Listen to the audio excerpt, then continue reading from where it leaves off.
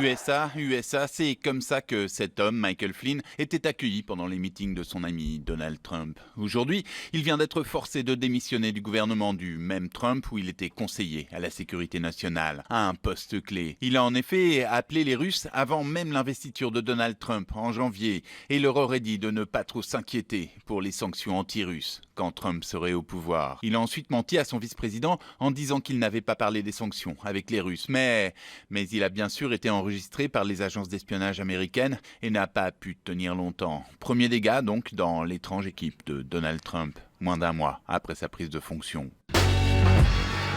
Cette ville du Texas s'appelle Big Spring, mais elle n'est pas très grande, sauf quand il s'agit de ça, la grande gentillesse de ses habitants et de cette invention, les blessing box ou boîtes de bénédiction. Des boîtes pleines de nourriture, de produits variés. Tous neufs, bien sûr. Cette mère célibataire qui va s'y ravitailler vient juste de perdre son emploi.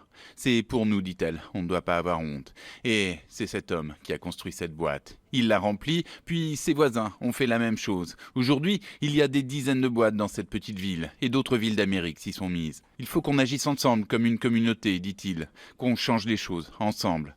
Et ça marche.